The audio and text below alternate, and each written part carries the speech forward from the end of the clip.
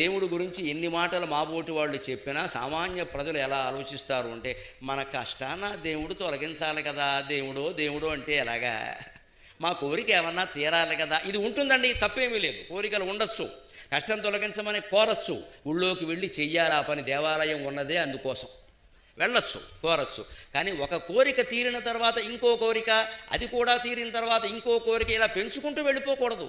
నేను కోరిన చిన్న కోరికను దేవుడు తీర్చేశాడు అంటే, నేను అడిగితే కోరికలకు అతీతమైన మోక్షాన్ని కూడా ఇవ్వగలడుగా, జ్ఞానాన్ని కూడా ఇవ్వగలగడుగా, అదే అడుగుదాం, ఇదెందుకు అనే జ్ఞానం రావాలి తప్ప, డబ్బు ఇచ్చాడు కదా అని పదవి అడిగి ఇచ్చాడు కదా అని ఇంకా పెద్ద పదవి ఇస్తే ఆయన ఏం చేస్తాడు, ఆ పెద్ద పదవిలోకి వీడు వెళ్ళి ప్రమాణ స్వీకారం చేశాక సాయంత్రం వీడిని లేపేస్తాడు, నమశివాయ. ఎందుకంటే నువ్వు లేపొద్దని అడగలేదుగా అంటాడు ఆయన. మనకింత తెలివి ఉంటే దేవుడికి ఎంత తెలివి ఉంటుందండి. నువ్వు పదవి ఇమ్మని అడిగావు కానీ పదవిలో ఎక్కువ కాలం ఉండాలి అని అడగలేదు కదా, మర్నాడు లేపేస్తాడు. ఎందుకంటే వాడికి ఆ పదవి యోగ్యత లేదు, కేవలం దేవుడు దైవంలో వచ్చింది, వాడు అందులో ఉండడానికి యోగ్యుడు కాదు, లేపేస్తాడు. అంటే దేవుడి దగ్గరికి వెళ్ళి అనవసరంగా కోరికలు పెంచుకోకూడదు. మనకి ఏదైనా కష్టం వచ్చిందండి, భయపడ్డాం, కోరాం, అది తీరిన వెంటనే అంత పెద్ద కష్టం ఊళ్ళోకి వెళ్ళి దండం పెట్టుకోగానే ఓ మొక్కగానే తీరిపోయింది అంటే దేవుడు ఉన్నాడు అనడానికి ఇది ప్రత్యక్ష సాక్ష్యమేగా, ఇంకేమైనా చెప్పాలా? అటువంటి దేవుణ్ణి కామధేనువు లాంటి వాడిని పెట్టుకుని నేను వాడు కొడుతున్నాడు, వీడు తిడుతున్నాడు, వాడిని చూడు, వీడిని చూడు, ఎంతకాలం అడుగుతామండి ఇవన్నీ? వాని కొట్టు మనసు, వీని తిట్టు మనసు, వేడుకొంటి నీకు విసుగు పుట్ట, వాని కొట్టు మనసు, వీని తిట్టు మనసు, వేడుకొంటి నీకు విసుగు పుట్ట, ఎవరినేమియనక అమ్మా ఈ చూపుతో నీదు పాద నఖములకొక పదును పెడుదు. నేను మా అమ్మవారి దగ్గర చెప్పిన పద్యం ఇది ఎప్పుడో 10 ఏళ్ల క్రితం.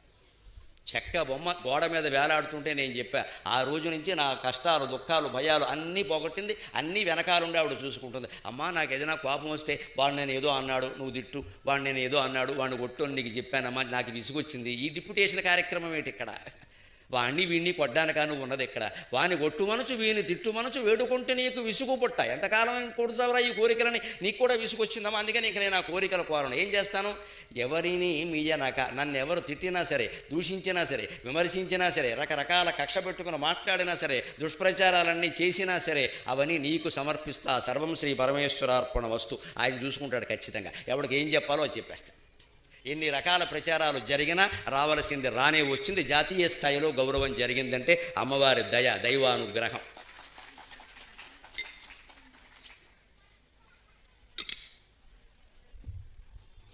అంచేత కామధేనువు ఆయన కోరికలు తీరుస్తాడు, కానీ మనం ఆ కోరికలతో ఆగిపోకూడదు.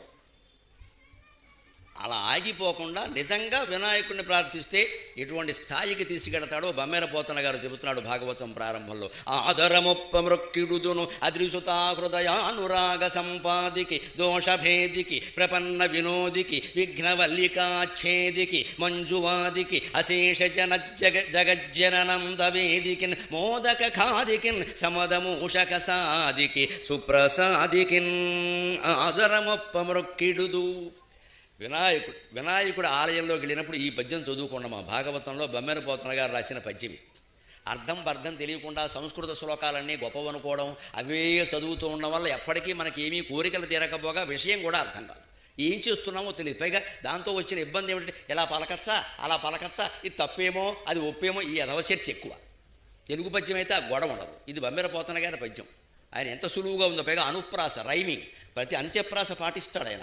ఆదరమొప్ప మృక్కిడుదును అద్రిసుతా హృదయానురాగ సంపాదికి ది అనేది వచ్చింది కదా, అటువంటి దికి అనేవి 8 దిక్కులు వస్తాయి అట్లా. 8 దిక్కులు.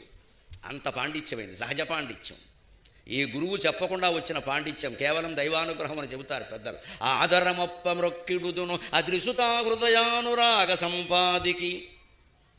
వినాయకుడికి ఉండే పూజనీయుడు కావడానికి మొదటి అర్హత ఏమిటి అంటే తల్లి ప్రేమని సంపాదించగలిగాడు. అద్రిసుత హృదయానురాగ సంపాది. మనం అందరము అది నేర్చుకోవాలి, తల్లి ప్రేమని సంపాదించగలగాలి. దోషభేదికి, అనేక రకాల దోషాలను భగవంతుడు పోగొడతాడు. అంచేత మనం ఏం పాపం చేసినా, తప్పు చేసినా భయపడక్కల. ఇందాక అనుకున్నట్టుగా ఆటతో ఆడుకునేటువంటి బంతుల్లాగా ఈ గోళాలన్నిటితోనూ ఆయన ఆడుకుంటూ ఉంటే అన్ని పనులు ఆయనవే అవుతాయి, కానీ మనవెల్లా అవుతాయి? అందుకని అయ్యా ఇదే నీ లీలలో భాగంగా జరిగిందయ్యా, పుణ్యము నేను చేసింది కాదు, పాపము నేను చేసింది కాదు అని నమస్కారం పెట్టి ఉండగలిగితే దోషభేదికి, దోషాలు పోగొడతాడు, అన్నీ పోగొడతాడు, మనకి జ్ఞానం మాత్రమే మిగులుతుంది. అంతేకాదు ప్రపన్న వినోదికి, ప్రపన్నుడు అంటే శరణాగతి చెందినవాడు. ప్రపన్న వినోదికి ఎవరు భగవంతుడికి శరణాగతి చెందుతారో వాళ్ళు జీవితంలో వినోదం మాత్రమే చూస్తారు, విషాదాన్ని చూడరు అనడానికి రమణ మహర్షి మాట ఒకటి ఉంది. అంత జ్ఞాని అయిన వాడు అరుణాచలంలో కూర్చుని మాట్లాడిన మాట ఏమిటో తెలుసా? భగవంతునికి శరణాగతి చెందిన వాడి ప్రాక్తన కర్మ ఫలములు వానికి అనుకూలముగానే ఉండును కానీ ప్రతికూలముగా ఉండవు అన్నాడు ఆయన. ఎంత గొప్ప మాట చూడండి. నిజంగా మనం నమ శివాయ, నమో నారాయణాయ, శ్రీమాత్రే నమః ఇలా ఏదో ఒక నామాన్ని నిరంతరం స్మరిస్తూ మనం శరణాగతి చెంది ఉండి నేను అనేదాన్ని మర్చిపోయే ప్రయత్నం చేస్తే అది ఎంత పుణ్యాన్ని మనకు కలిగిస్తుంది, ఎంత మనశ్శాంతిని ఇస్తుంది అంటే, ఒకవేళ పూర్వజన్మల్లో ఎక్కడో మనం ఏమైనా దోషాలు చేసి ఉన్నా వాటి ఫలితాలు మనకు అనుభవించాల్సిన అవసరం ఉన్నా అవి మనకు అనుకూలంగా మారిపోతాయి తప్ప ప్రతికూలంగా మారవు. అంటే ఒకవేళ ఏదైనా ప్రమాదం జరిగి ఇంట్లో మంచం మీద ఉండిపోవలసి వచ్చినా చివరికి మళ్ళీ సెలవు మానుకుని ఉద్యోగంలో చేరేనాటికి నువ్వు ఆ 3 నెలలు ఇక్కడ లేకపోవడమే మంచిదయ్యా బాబు, నువ్వు బతికి బయటపడ్డావు, ఎందుకంటే ఆఫీస్ మీద ఎవడో బాంబేశాడు అంటాడు ఎవడో వచ్చి. ఆ బాంబేసిన సమయంలో మనం కాలు విరిగిపోయి ఇంట్లో ఉండముందే మనకి మేలే చేసింది. నిజంగా అక్కడ ఉంటే మనం కూడా పోయేవాళ్ళం ఖచ్చితంగా, అక్కడ లేకపోబట్టే బతికం. అందుకని ప్రాక్తన కర్మఫలాలు కూడా మనకు అపకారం చేయకుండా ఉండాలి అంటే నిరంతరం మనస్సులో భగవంతుని స్మరించాలి. ప్రపన్న వినోదికి విఘ్నవల్లికాచ్ఛేదికి ఆటంకాలు ఎలాంటివంటే తీగలు లాంటివి. వల్లి అంటే తీగ, కప్ర చేంజ్ చేరితే చిన్నది అని అర్థం. అంచేత వల్లిక అంటే చిన్న తీగ, అంటే చిన్న తీగల్లాగే ఉంటాయి కానీ అల్లుకుపోయిన చోట గమనించండి, దాన్ని విడదీయడం చాలా కష్టం అవుతుంది. ఉపనయనం అయ్యి యజ్ఞోపవీతం ధరించే వాళ్ళకి బాగా తెలుసు. యజ్ఞోపవీతాన్ని సరిగ్గా తీసుకుని మధ్యలో ఇలా ముడి సరిగ్గా వేసుకోకపోతే శ్రావణ పూర్ణిమ నాడు యజ్ఞోపవీతం తీసామనుకోండి, అందులోంచి 16 చిక్కులు పడిపోతుంది, సాయంత్రం వరకు రాదు, పూర్ణిమ పడిపోయింది. చిన్న విషయం ఇది. చిన్న చిక్కులు పడడం అంటే చిన్న అల్లికలే, అవి ఒక దారంలో ఇలా జిల్లుకుపోయాయి అనుకోండి, సరిగ్గా తీయలేదనుకోండి, మనం అసలు పెట్టేటప్పుడు దాన్ని ఇలా పొడుగ్గా పెట్టి మళ్ళీ ఇలా పెట్టి జాగ్రత్తగా మధ్యలో చిన్న పొల్ల అడ్డం పెట్టి ఏదో చేయలేదనుకోండి, సమయానికి తీయలేము సరిగ్గా. ఆ చిన్న చిక్కుముడి చాలా ఇబ్బంది అయిపోతుంది. అందుకని అటువంటివే విఘ్నాలు, మనకు వచ్చే విఘ్నాలు మహాటంకాలు కావు. విఘ్నవల్లికాచ్ఛేదికి ఆటంకాలు చిన్న తీగల్లా వచ్చి చుట్టుకుంటాయి, అటువంటి వాటికి కూడా ఆయనే పరిష్కారాన్ని చూపిస్తాడు. విఘ్నవల్లికాచ్ఛేదికి మంజువాదికి ఎప్పుడూ మనస్సు నిర్మలంగా ఉండేలాగా ఆనందంగా మాట్లాడతాడు. అశేష జగజ్జననందవేదికి అందరూ జనులు ఆనందంగా ఉండాలి అని కోరుకుంటాడు. అశేష జగజ్జననందవేదికి ఆయనకు కులభేదం లేదు, మతభేదం లేదు, ప్రాంత భేదం లేదు, స్త్రీ పురుష భేదం లేదు. కొన్ని పండుగలకి మనకు కొన్ని నిబంధనలు ఉన్నాయి. వీరే వ్రతం చేయాలి, వీరే నోము చేయాలి, వీరే ఆబ్దికం పెట్టాలి, వీరే కర్మకాండ చేయాలి, ఇలాగ మంచికి చెడ్డకి కొన్ని ఉన్నాయి. వినాయక చవితికి ఏ నిబంధనలు లేవు. ఆబాల గోపాలం వినాయకుడిని పూజించవచ్చు. వాటికి తెలియదు కానీ తెలిస్తే జంతువులు పూజ చేసినా ఆయన అనుగ్రహిస్తాడు, అభ్యంతరం ఎలా తెలుసుకుంటే. అంటే చిన్నపిల్లలు కూడా మన వినాయక చవితి పూజలో కూర్చోబెడతాం, పెద్దవాళ్ళు ఎలాగో కూర్చుంటారు. అందుకని అశేష జగజ్జననంద వేదికిన్ మోదక ఖాదికిన్ సమదమూషక సాదికి సుప్రసాదికిన్. మోదక ఖాదికిన్ అంటే లడ్డూలు, కేవలం ఉండ్రాళ్ళు పెడితే చాలు ఆనందిస్తాడు. ఎందుకు ఉండ్రాళ్ళు కాలంలో తెలుసుకోవాల్సిన వాడు. వినాయక చవితితో ఉండ్రాళ్ళు మానేయకండి దయచేసి. 9 రోజులు కూడా చెయ్యడు, ఒక్కరోజే చేస్తారు చవితినాడు, అంతే మానేశారు, దేవుడికి నైవేద్యం అన్నారు. నిజానికి భాద్రపద మాసం వెళ్ళే వరకు, దసరా వచ్చే వరకు రోజు మనం తినే అల్పాహారంలోనో భోజనంలోనో 4 ఉండ్రాళ్ళు ఉంటే చాలా మంచిది, ఆరోగ్యంగా ఉంటుంది. ఎందుకో తెలుసా? శ్రావణ భాద్రపద మాసాలు వర్షకాలం, బాగా వర్షం కురుస్తూ ఉంటుంది. లోపల జఠరాగ్ని అంటామే, ఇది బాగా మండదు, చల్లారిపోయి ఉంటుంది. కాస్త ఇప్పుడు నూనె పదార్థాలు తింటే పడదండి. అందుకే మన దేవుడికి ఇక్కడ ఉండ్రాళ్ళు నైవేద్యం పెట్టారు. హిందూ దేవతల ఆరాధనలో ఉండే విశిష్టతంతా శాస్త్రీయం. మనకి ఏది ఏ ఋతువులో పనికొస్తుందో ఆ ఋతువులో వచ్చే పండుగలో అదే నైవేద్యం అవుతుంది. మీరు చూసుకోండి ఖచ్చితంగా, అదే దేవుడికి ఉండాలి. ఇక్కడ శ్రీరామనవమి వస్తుంది రేపొద్దున, అప్పుడు దేవుడికి నైవేద్యం అంటే పానకం. అంత చక్రవర్తికి పానకం ఏమిటండి? పానకమా ఇచ్చేది? శ్రీరాముడికి పానకం ఇష్టం, సీతాదేవికి పూనకం ఇష్టం, రామాయణంలో ఎక్కడ లేదు.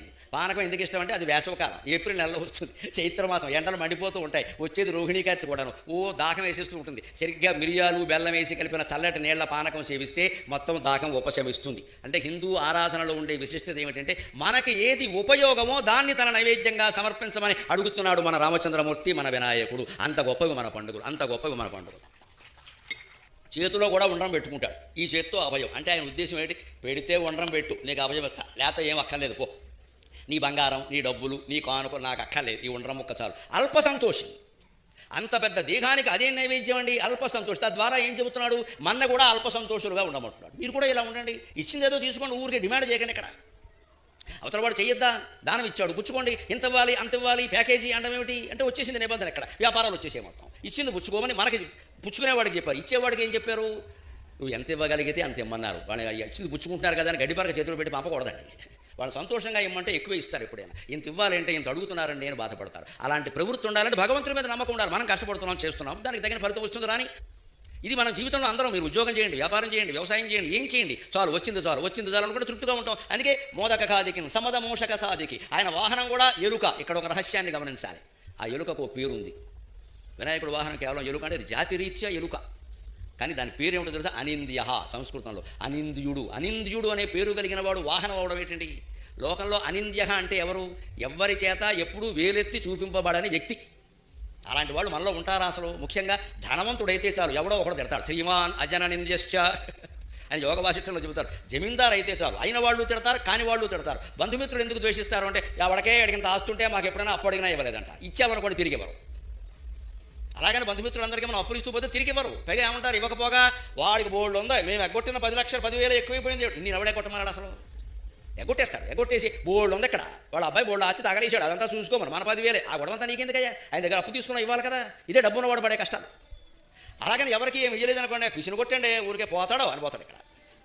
అందుకే యోగ వాసిష్టంలో చెప్పారు, శ్రీమాన్ అజన నింద్యశ్చ, నువ్వు ధనవంతుడు అయితే నీకు నిందలు తప్పవు.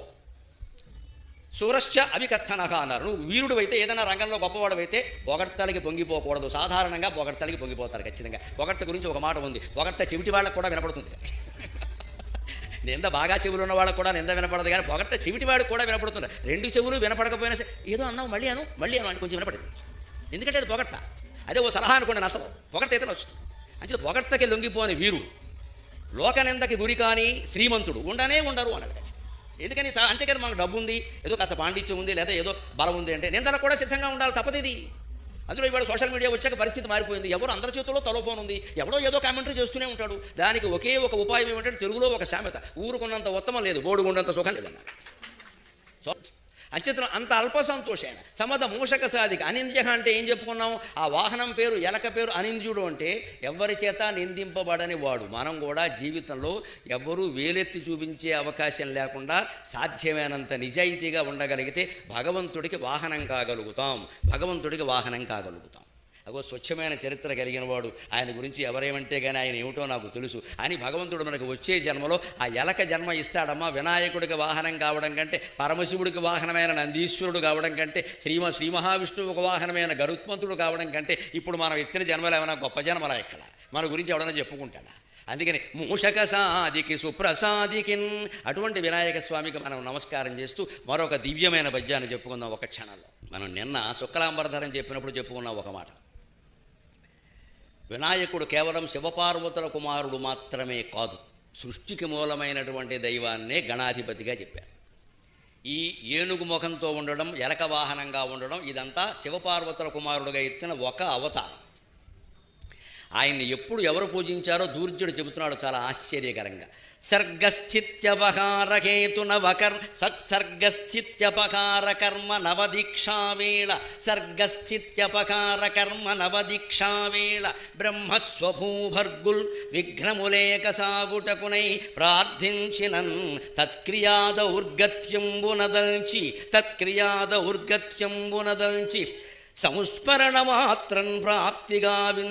సంస్మరణ మాత్రం ప్రాప్తిగావించు దృంనిర్గచ్చవితాకదంబు కొలుతున్ నిత్యంబు హేరంబునిన్. సర్గ స్థితి అపకార కర్మ. సర్గ అంటే సృష్టించడం, స్థితి అంటే దాన్ని నడిపించడం, అపహారం అంటే అపహరించడం. సరిగ్గా ఈ 3 చేసేవారు ఎవరండి? బ్రహ్మ విష్ణు మహేశ్వరుడు. సర్గ స్థితి అపహారం అంటే అపహరణం. శివుడు అపహరణం చేస్తాడు అంటే ఏదో నాశనం చేస్తాడు అనుకోకుండా పొరపాటు. శివుడు సంహారకర్త కాదు. సంహారం అనేదానికి నాశనం అని అర్థం కాదు. మనం మామూలుగా ఎవరైనా సంహరించారు అంటే లోకంలో చంపేశారని అర్థం ఉంది. నరకాసుర సంహారం ఆ మాటలు ఉన్నాయి. కానీ సంహారం అనే మాటకి ఇంకో మాట ఏమిటో తెలుసా? ముడివేయడం. సంస్కృతంలో వేణీ సంహారం అనే నాటకం ఉంది. వేణీ సంహారం అంటే కథ ఏమిటి? ద్రౌపది జుట్టు ముడివేస్తాడు భీముడు.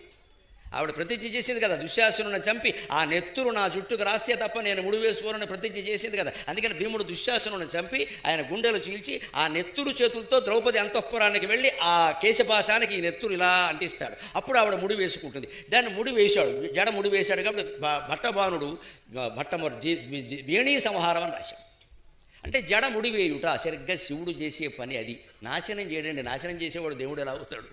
ముడివేయడం అంటే సృష్టికి ప్రారంభంలో తస్మాదాకాశ సంభూతక ఆకాశాద్వాయు వాయోరగ్ని అగ్నేరాపక అద్భ్య పృథివ్యామోషధయక ఓషధీభ్యో అన్నం సవాయేష పురుషో అన్నరసమయక అని చెబుతారు ఖచ్చితంగా. సృష్టికి మూలంలో ఉన్నది ఒక అద్వితీయమైన పదార్థం భగవత్ తేజస్సు. దాని ఉంది ఈ కారణం వల్ల ఆ కారణం వల్ల. తస్మాద్వా ఏతస్మాత్ ఆకాశ సంభూతక, ఆకాశం పుట్టింది, ఆకాశం నుంచి నీరు పుట్టింది, నీటి నుంచి అగ్ని పుట్టింది, ఆకాశం నుంచి వాయువు పుట్టింది, వాయువు నుంచి అగ్ని పుట్టింది, అగ్ని నుంచి నీరు పుట్టింది, నీటి నుంచి భూమి పుట్టింది, భూమి నుంచి మొక్కలు అవి పుట్టాయి, ఆ మొక్కలు ఆహారంగా తీసుకుని సమస్త జీవులు పుట్టాయి, ఆ సమస్త జీవుల్లో మానవుడు పుట్టాడు. ఇది సృష్టి ఏర్పడిన విధానం అని వేదం చెప్పిన మాట. ఇది సైన్స్ కూడా అంగీకరించిన మాట. పంచభూతాలు లేకుండా సృష్టి ఉందని ఎవరు చెప్పరు ఇక్కడ. ఆ పంచభూతాలు ఎలా పుట్టాయో అలాగే మళ్ళీ వెనక్కి ముడేసుకుంటూ వెళ్ళాలి. అంటే ఈ భూమికి ప్రళయం అంటే సముద్రం పొంగిపోతుంది. ఇప్పుడు ప్లాస్టిక్ బాగా పెరిగితే జరగబోయే పరిణామం అదే. ముందుంది ముసళ్ళ పండగ. ప్లాస్టిక్ బాగా పెరిగిపోతే జరగబోయే పరిణామం అదే. అందుకే కాస్త లోకానికి మనము ఆదర్శంగా ఉండాలని ఇక్కడ నేను ఇప్పుడే 3-4 ఏళ్ళుగా ఇలాంటిదే పెట్టుకు తిరుగుతున్నా. ప్లాస్టిక్ సీసాలు మానేశాను నేను కూడా. ఇది మరి ఇక్కడ కనపడుతూ ఉంటుంది. అందరికీ మనం పాటిస్తే అందరూ పాటిస్తారు. మీరు వీలైనంత ప్లాస్టిక్ వినియోగాన్ని తగ్గించవలసిందే. మనం స్వచ్ఛందంగా ఆచరించకపోతే ఎవరైనా చేయలేరండి. చట్టాల వల్ల అయ్యేది కాదు అది. కానీ మనమంతా మనమే అనుకోవాలి ఎంత తగ్గించగలం. అనేక రకాల వాయువుల రూపంలో ప్లాస్టిక్ వెళ్ళిపోతుంది, మనలో క్యాన్సర్కి కారణం అవుతుంది. ఇలాంటి ప్రళయం వచ్చినప్పుడు ఏం జరుగుతుందో ఏం పెద్ద యుద్ధమే ఉండదండి. చుట్టూ సముద్రం ఉంది కదా, సముద్రం మధ్యలో భూమి కదా, పైగా 75% సముద్రం, 25% భూమి. అంటే భూమి ఏం చేస్తుంది, సముద్రం ఏం చేస్తుంది, అంతే గప్చిప్, ఎక్కడ దొంగలు అక్కడే అయిపోయింది లెక్క. చుట్టూ ఉన్న నీటి మట్టం ఓసారి పెరిగి ఇలా అయింది అంటే అయిపోయినట్టే. అదే సాగరఘోష కావ్యంలో చెప్పాను నేను, సముద్రం చేసి చెప్పించే బెదిరింపు కింద. బిడ్డ నొడిని చుట్టి ప్రేమించు తల్లినై సాకుచుంటినెప్పుడు సాక్షి నగుచు. బిడ్డ నొడిని చుట్టి ప్రేమించు తల్లినై సాకుచుంటినెప్పుడు సాక్షి నగుచు. పొడమి చుట్టుముట్టి పుట్టి ముంచుటయన్న, పొడమి చుట్టుముట్టి పుట్టి ముంచుటయన్న, క్షణము చాలు నాకు రణము లేదు అని సముద్రం చేత చెప్పించే మానవులకి హెచ్చరిక కావాలని. అబ్బాయి మీరు ఎక్కడున్నారో ఆలోచించుకోండి. నేనేదో డాబా మీద ఉన్నా, నాకు 100 ఎకరాల పొలం ఉంది, ఈ ఊరంతా నాదే, ఈ రాష్ట్రం అంతా నాదే, ఈ మాటలన్నీ అనవసరమయ్యా. మొత్తం అన్ని రాష్ట్రాలు, అన్ని దేశాలు అన్నీ కలిపి భూమి మీదే ఉన్నాయి కదా, భూమి చుట్టూ సముద్రం ఉంది కదా. అందుకని సముద్రం ఒడిలో ఉన్న భూమి ఎలాంటిది అంటే తల్లి ఒడిలో ఉన్న బిడ్డ లాంటిది. ఆ సముద్రం కరుణించినంత వరకే భూమి మిగులుతుంది. తల్లి బిడ్డని చంపేదలుచుకుంటే ప్రపంచంలో కాపాడేవాడు ఎవడైనా ఉంటాడా? సాధ్యమా? ఎవరిని నమ్మని బిడ్డ తల్లిని నమ్ముతుంది. తండ్రి కంటే కూడా తల్లి మీద ఎక్కువ నమ్మకం ఉంటుంది. ఆ తల్లే కనుక దానికి ఏవో పిచ్చెత్తినట్టు అయిపోయి జరుగుతుంది, చూస్తున్నాం కదా పత్రికల్లో. రకరకాల కారణాలుగా బిడ్డను చంపేయాలని కూడా రక్షించగలిగేవాడు ఎవడు లేడండి ఇక్కడ.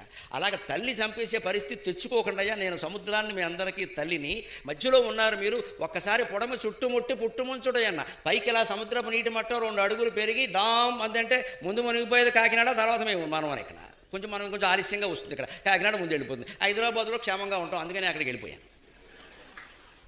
మరి ఇక్కడ ఉంటే ఏదో సముద్రం వచ్చేస్తుంది కదా, మరి రాదని ఏమైనా ఉందా? అంచేత ముంచే తెలుసుకుంటే ఒక క్షణం అంటే రణము లేదు, ఈయనకు యుద్ధము బేరీ ఏముండదు ఇక్కడ, అయిపోయినట్టే. అంచేత మనం పర్యావరణాన్ని కాపాడుకుని తీరాలి. అందుకే మనకి ఇందాక కలెక్టర్ గారు చెప్పినట్టుగా వాయు దేవుడు, అగ్ని దేవుడు, భూదేవి, వరుణ దేవుడు, వీటిని మొత్తం సద్వినియోగం చెయ్యాలి. మీరు హోటళ్ళకి వెడితే చిన్న సీసాయే తెప్పించుకోండి, పెద్ద సీసా తెప్పించుకోవడం, ఓ చుక్క తాగడం, వదిలేయడం, మిగిలినంతా ఏమైపోవాలి, అది బట్టికెళ్ళి బయట పారేస్తారు. వీలైనంత ప్లాస్టిక్ వాడకం తగ్గించాలి. ఇళ్లల్లో పర్వాలేదు, కాస్త శుభ్రంగా ఉండి గ్లాసులు కడుక్కొని స్టీల్ గ్లాసులు వాడుకోండి. ప్రతిదానికి చుక్కకో గ్లాసు అని ప్లాస్టిక్ గ్లాసులు వాడితే మొత్తం నాశనం అయిపోతుంది. అలాగే విందులు వినోదాలు జరిపినప్పుడు ఖచ్చితంగా అరిటాకు భోజనాలు ఏర్పాటు చేయండి. పళ్ళాలు పెట్టి, ప్లాస్టిక్ పళ్ళాలు పెట్టే ప్రయత్నం చేయకండి. అరిటాకులు ఎక్కడ పారేసినా ఇబ్బంది లేదు.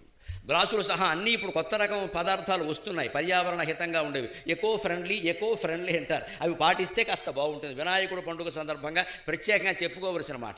అలాంటి అపహారంలో శివుడు సృష్టిని ముగించేటప్పుడు, ఉపసంహారం చేసేటప్పుడు ఈ భూమిని సముద్రంలో కలుపుతాడు, భూమిని సముద్రాన్ని కలిపి అగ్నిలో కలుపుతాడు, అగ్నిని భూమిని సముద్రాన్ని కలిపి వాయువులో కలుపుతాడు, ఈ 4గింటిని కలిపి ఆకాశంలో కలుపుతాడు, ఆకాశాన్ని తనలో కలిపేసుకుంటాడు. ఆయన వ్యోమకేశుడు, ఆయన కేశపాశమే ఆకాశం అన్నారు. అలా సృష్టి మొత్తం ఉపసంహారం. ఈ 3 ప్రక్రియలు చేసేటప్పుడు వీళ్ళ ముగ్గురు వినాయక ప్రార్థన చేశారట.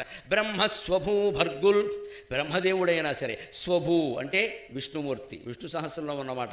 స్వయంభూ శక్తిరాదిత్య పుష్కరాక్షో మహాస్వనక, స్వయంభూ అదే స్వభూ అని వాడాడు దూర్జరి. ఇక్కడ తన నుండి తాను పుట్టినవాడు విష్ణుమూర్తి. బ్రహ్మకి తండ్రి విష్ణువు, విష్ణువుకి తండ్రి లేడు. అలాగే శివుడికి కూడా తల్లిదండ్రులు లేరు. శివాలయంలో మీరు కళ్యాణం చేస్తే సదాశివ పరబ్రహ్మ మనవడు, పరమేశ్వర పరబ్రహ్మ మనవడు, అలాగేమో కాలకంఠ శర్మ గారి కొడుకు అయినటువంటి ఏదో రామలింగేశ్వర స్వామి అంటారు. ఈ 3 శివుడు పేర్లే, వేరే పేర్లు ఎక్కడ ఉన్నాయి? ఆయనకి శివుడు స్వయంగా పుట్టాడు. విష్ణుమూర్తి అయినా అంతే, కళ్యాణం చేస్తే అంతే. అలాగా భగవంతుడు కాబట్టి ఆయన బ్రహ్మ విష్ణువు మహేశ్వరుడు చేసినప్పుడు బ్రహ్మస్వభువు భర్గులు విఘ్నము లేక సాగుటకున్నాయి. ఈ సృష్టి నిర్విఘ్నంగా సాగాలి కాబట్టి వినాయక ప్రార్థన చేశారట. అంత గొప్పవాడు వినాయకుడు. వినాయకుడు బ్రహ్మ విష్ణు మహేశ్వరుల కంటే ముందు ఉన్నవాడు. ఆదౌ పూజ్యో గణాధిప కాదు, ఆదౌ స్థిత గణాధిప. మొదట్లో ఉన్న దేవుడే ఆయన. వెంటనే ఆయన అలా సాగించడం కోసం సంస్మరణ మాత్రం ప్రాప్తి గావించు, నన్ను స్మరిస్తే చాలు ఏ విఘ్నాలు ఉండవన్నట్ట. ఇంత అల్ప సంతోషి దేవుడు ఎవరికి దొరుకుతాడండి? మన తెలుగు వాళ్ళకి తప్ప. వినాయక చవితి పండుగని ఉత్తర దేశంలో తిలక్ అనే మహానుభావుడు స్వాతంత్రోద్యమ సందర్భంలో ప్రవేశపెట్టి ఉద్యమంలా చేశాడు. కానీ మన తెలుగు వాళ్ళలో ఒక గొప్పతనం ఏమిటంటే, మనం దేన్నైనా నెత్తికి ఎత్తుకున్నామంటే దాన్ని మొత్తం విపరీతం చేసేస్తాం, ఇంకా అనుమానం లేదు. ఇంకా ఎందుకంటే శబరిమల భక్తుల్లోనూ మనవాళ్లే ఎక్కువ, షిరిడీ సాయి భక్తుల్లోనూ మనవాళ్లే ఎక్కువ. ఆ దేవుడు ఏ రాష్ట్రంలో ఉన్నాడు, ఆ గుడి ఎక్కడుంది, ఈ ఆదాయం అంతా ఏమవుతుంది మనకు అనవసరం. ఎక్కడైనా సరే మనమే ఎక్కువ ఉండాలి, అంతే లెక్క. అయ్యప్ప భక్తుల్లో కేరళ వాళ్ళకంటే మనవాళ్లే ఎక్కువ, షిరిడీ సాయి భక్తుల్లో మరాఠీల కంటే మనవాళ్లే ఎక్కువ.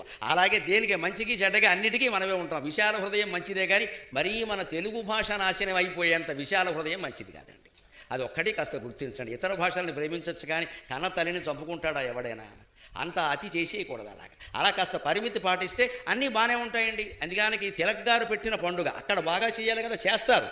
అంతకంటే కూడా ఎక్కువగా 9 రోజులు అవసరమైతే 90 అడుగుల విగ్రహాలు కూడా పెట్టి ఓవర్ యాక్షన్ చేసేసి బాగా ఏదేమైనా మాకు అనవసరం, మా పందిరే అని ప్రత్యేకమైన అనుమతులు కూడా తెప్పించేసేసి బాగా ఆర్భాటం చేసే లక్షణం ఉంది కదా.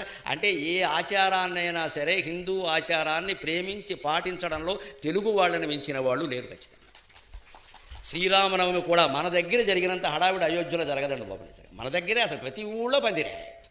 పైగా కులానికో రాముడు, ఎంతమంది రాముళ్ళు, ఆ కులం వారికో రాముడు, ఈ కులం వారికో రాముడు, మొత్తం అందరూ పెట్టి పోటీ పేరు మీద దేవాలయాలు కట్టే అదో ఉత్సాహం, అదో సరదా. ఇంత ప్రతి దైవానికి హిందూ ఆచారాలు, నిజానికి హిందూ మతం ఎక్కడైనా పరిఢవిల్లుతోందా అని మనకి అనుమానం వస్తే ఆంధ్రదేశంలో పండుగలప్పుడు వచ్చి చూస్తే ఈ ఉత్సాహాలు, ఈ ఉద్యమాలు, ఈ ఊరేగింపులు చూస్తే నిజంగా హిందుత్వం మూర్తిభవించిన వాళ్ళు తెలుగు వాళ్ళే అని మనకి తెలిసి తీరుతుందండి ఖచ్చితంగా. అలాంటి దేవుడు పండుగను మనం జరుపుకుంటున్నాం, ఉత్సాహంతోనే జరుపుకుందాం, దాని తాత్పర్యాన్ని గ్రహిద్దాం. ఇప్పుడు ఇంకొక మాట, అద్భుతమైన మాట. వినాయకుడు ఎంత అల్ప సంతోషియో, ఎంత బాగా భక్తుల కోరికలన్నీ తీరుస్తాడో కాశీఖండంలో శ్రీనాథ మహాకవి చెబుతున్నాడు. ఆయన పద్యాన్ని తెలుసుకుందాం. కాశీఖండంలో వినాయకుడిని, ప్రత్యేకంగా కాశీలో వినాయకుడికి ఒక పేరుంది, డుంఠి వినాయకుడు అంటారు. ఆ శబ్దం రాయడం కూడా కష్టం. పిల్లలకు అక్షరాలు నేర్పాలంటే డుంఠి వినాయకాయ నమః అని రాసి ఓ 10 సార్లు రాయించండి. ఏనికమోము భూమియ వహించి చరించి చునుండు కామదుగ్ధేనువు డుంఠి కాశిని. కాశీలో డుంఠి వినాయకుడు అనే ఒక విగ్రహం ఉంటుందండి, దేవుడు ఉన్నాడు. మీరు చూశారా? ఆయన నిజానికి ఏదో మీరు మామూలు అనుకుంటున్నారేమో, ఏనుగు మొహం పెట్టుకుని అలా ఉన్నాడు కానీ అది కామధేనువు అన్నాడు. ఆయన ఏనుగు మొహంతో ఉన్న మామూలు దేవుళ్ళ మీకు కనబడుతున్నాడు కానీ ఆయన మామూలు వ్యక్తి కాదండి. స్వర్గంలో ఉండే కామధేనువే కాశీలో డుంఠి వినాయకుడు రూపంలో ఉంది అన్నాడు. ఎప్పుడు కవిత్వం అంటే ఎలా ఉంటుంది అంటే, గొప్ప ఊహ ఉండాలి, దాన్ని తర్కంతో సమర్థించాలి. తర్కం లేని ఊహ పనికిరాదు. అలాగే కేవల తర్కం ఉంటే శాస్త్రం అవుతుంది, కవిత్వం కాదు. తర్కానికి మంచి ఊహ జోడించాలి. ఇక్కడ శ్రీనాథుని ఊహ ఏమిటి అంటే, వినాయకుడు కాదు కామధేనువు, అది ఊహ, అది నిజం కాదుగా. వినాయకుడే, కామధేనువే. ఈయన ఏం చేస్తున్నాడు? ఉపమాలంకారం ద్వారా, రూపకాలంకారం ద్వారా కలిపేసి ఆయన వినాయకుడు కాదండి, సాక్షాత్తు కామధేనువే, ఇది ఆయన ఊహ. ఇప్పుడు ఏం చేయాలి? సమర్థించాలి. అందుకే ఏమంటున్నాడు ఆయన, వేలుపు గిడ్డి కాని నాడి ఈనునే మోక్ష తర్ణకము. అది నిజంగా వేలుపు గిడ్డి అంటే తెలుగు మాట. పైన కామధేనువు అని వాడాడు. కావ్యాల్లో పద్యాలు చదివితే పిల్లలకి ఎంత భాష వస్తుందో చూడండి. పైన కామధుగ్ధేనువు అని వాడాడు. కామధేనువు అంటే తెలిసింది. కింద ఏమన్నాడు? వేలుపు గిడ్డి అన్నాడు. వేలుపు అంటే దేవతలు, గిడ్డి అంటే ఆవండి. వేలుపు గిడ్డి అంటే దేవతల ఆవు, కామధేనువు అంటే కామధేనువుకి పర్యాయ పదం వేలుపు గిడ్డి. వెనకటి ఎవరన్నా కవులు బాగా కీర్తనలు చేసేటప్పుడు ఎవరన్నా ఒక ఊళ్ళో రెడ్డి గారు బాగా దాన ధర్మాలు చేశారనుకోండి, దాన ధర్మాల రమణారెడ్డి సాక్షాత్తు వేలుపు గిడ్డి అనేవారు. ఇది డీ కింద డావత్తు రావాలి ఇక్కడ. మరి అలా పొగడాలి అంటే భాష తెలియాలి కదా. భాష తెలియకపోతే ఎలా పొడుగుతావు? డీ కింద డావత్తు చాలా వాటిలో వస్తుంది, ఇక్కడ పనికిరాదు. ఇక్కడ ఏది సరిపోతుందో ఆ పదమే వాడాలంటే భాష తెలియాలి. అందుకని వేలుపు గిడ్డి అనగానే ఇదేంటంటే ఆయన ఏదో గిడ్డి అన్నాడు అనేవాడు. పక్కన తెలుగు మాస్టర్ ఒక గిడ్డి అంటే అయ్యి బాబు బ్రహ్మాండంగా అన్నాడు. ఆయనకి 1000 10,000 ఇచ్చేయండి అనేవాడు. అది లౌక్యం, డబ్బులు సంపాదించుకునే విధానం అది. నిజంగా డబ్బు లేదు నువ్వు అనుకుంటే సంపాదించుకోవాలంటే 100 రూపాయలు ఉన్న ఎవరిని పొగడాలో వాడిని పొగిడితే ఎకరం పొలం రాసేస్తాడు. గొడవలు అందుక వాడికి ఆ దురద ఉంది, మనకి దురద ఉంది, అంతే లెక్క. మరి ఏడుస్తూ కూర్చుంటే డబ్బులు వస్తాయా? ఆయన ఊహ ఏమిటి అంటే కామధేనువు, వినాయకుడు కాదు. కామధేనువు గడ్డి తింటుంది అంతే కదా, దూడ నీంతుంది. వినాయకుడు గడ్డి తింటున్నాడా, దూడ నీంతున్నాడా? కామధేనువు అని ఎలా అంటావు? చూసుకో, నేనే అబద్ధం చెప్పలా. వెలుపు గిడ్డి కాని నాడు ఇచ్చునే ఈనునే మోక్షతర్ణకము. కామధేనువు మామూలు దూడని ఈనితే వినాయకుడు తన భక్తుడికి మోక్షం అనే దూడని ఈని కానుగ్గా ఇస్తున్నాడండి. మరి ఆయన కామధేనువు కాకపోతే ఎవడు అన్నాడు. అయితే కామధేనువు పాలిస్తుందయ్యా, వినాయకుడు కూడా పాలిస్తున్నాడా? అదే తర్కం అంటే. కామధేనువు పాలిస్తుంది, వినాయకుడు పాలిస్తున్నాడా? ఈచునే కాంక్షిత దుగ్ధధార, భక్తులు ఏ కోరిక తీరిస్తే ఆ కోరికను ఇస్తున్నాడు అంటే అది క్షీరధార కాదా అని అడిగాడు. కోరికలన్నీ తీరుస్తున్నాడంటే క్షీరధారే కదా. మోక్షాన్ని కూడా ఇస్తున్నాడంటే కామధేనువు దూడనిచ్చినట్టే కదా. ఇవన్నీ ఏం తీసుకుని ఇస్తున్నాడు ఆయన? కామధేనువు గడ్డి తిని ఇస్తుంది, ఆవు గడ్డి తిని పాలుస్తుంది. మరి ఈయన గడ్డి తింటున్నాడంటే చూసుకోండి అక్కడ ఎంత గడ్డి పెట్టారో. గరిక పూజ ఆయనకి చాలా ఇష్టం. అందుకే దూర్వానవ పల్లవా వళుల వైచిన మాత్రన, లేత గరికి పోసలు 4 పట్టుకొచ్చి అక్కడ పారేస్తే ప్రజల కోరికలు తీరుస్తున్నాడు, మోక్షం అనేటువంటి దూడనిస్తున్నాడు. ఇటువంటి వినాయకుడు కామధేనువు కాకపోతే ఎవరవుతారు అన్నాడు. ఎందుకు అంటే